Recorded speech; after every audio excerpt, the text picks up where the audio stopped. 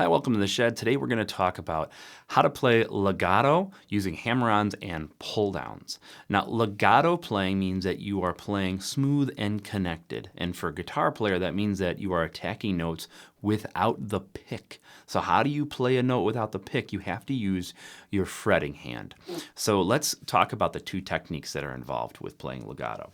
So we have a hammer-on. So if I am on, I'm just going to play an open E string. And then I am going to take my third finger and I am going to hammer it on to the third fret. I have hammered that note on. I have re-articulated it. I'm continuing to make it vibrate, but instead of picking, I just used the force of pressing the finger down on the fretboard to make the sound. That's a hammer on. Now, a pull down is the opposite. We start with a note on, and then we are going to actually pluck the string down with a finger. A lot of people call these pull-offs, but they're not pull-offs. A pull-off is you're just taking your finger off of the string. It's a pull-down. You have to actually re-articulate the string. You have to pluck it as if you were plucking it with your picking hand. Like I'm plucking it with my picking hand here. I'm just taking the string and I'm going down with my thumb. It's the same action, except you're doing that with your fretting hand. A pull-off would just be like, I'm pulling my finger off, and this would work if you have a lot of distortion on, but you want to be able to do this nice and smooth. So we have a hammer on, and we have a pull-off. And now we are going to apply this to the spider exercise, and we're going to include the pick. Whenever you're using legato, you need to match the velocity of your pick. That means two things. That means your hammer-ons and your pull-offs need to be strong. That also means that you need to pick nice and light. So I'm going to be doing the spider exercise. If you haven't seen the spider exercise video, watch that one to see how this works. But what I'm going to do is I'm going to alternate between picking and hammering on. So I'm going to start on the 5th fret. I'm going to pick it, and then I'm going to hammer on the next string. The next fret, rather. The next note. Same thing. Pick, hammer. Pick, hammer. Try to make them match. It's really hard. Pick, hammer, pick, hammer. And you're going to keep going up, all the way up, until you get to the top, and then you're going to pick and pull down. Pick, pull down, pick, pull down. All right, so now we're going to do this with the track, and we're going to pick and hammer on. Here we go. 1, 2, pick, hammer on. Get them to try to sound the exact same.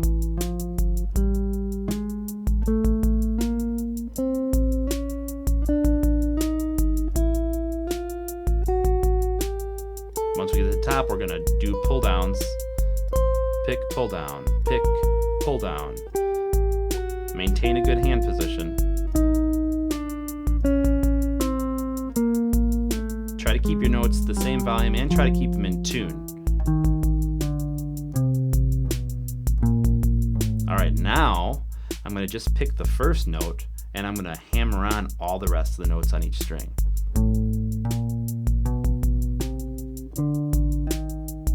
Keep the vibrational energy going on the string.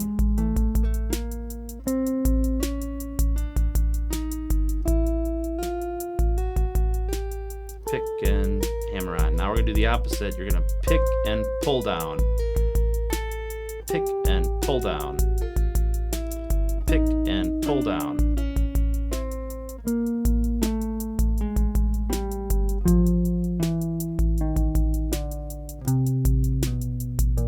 The last step is now you're going to hammer on each string. I'm going to put my pick down. This pick is going away. I've had the same pick for like 3 years. I'm really proud of myself. All right, here we go. So we're going to start with a hammer on each string. On one hand.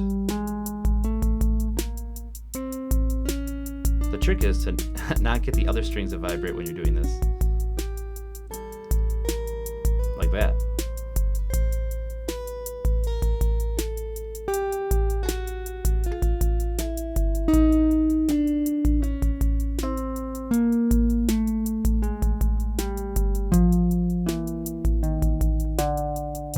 It's actually more difficult to do this slowly, but let's do it in eighth notes.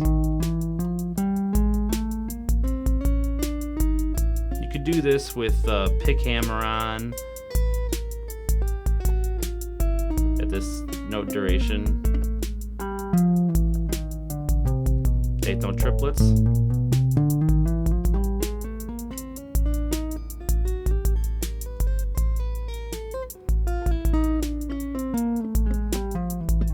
Sixteenth notes.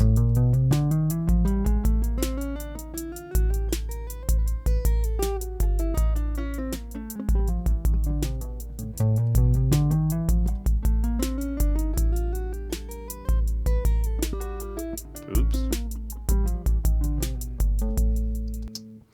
All right, and you can try different finger combinations as well. So we did 1, 2, 3, 4 there.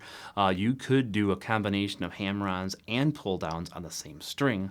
So let's say I was on the 6th string and I want to try a new combination. I could do 1, 4, so the hammer-on to 4, 2, 3.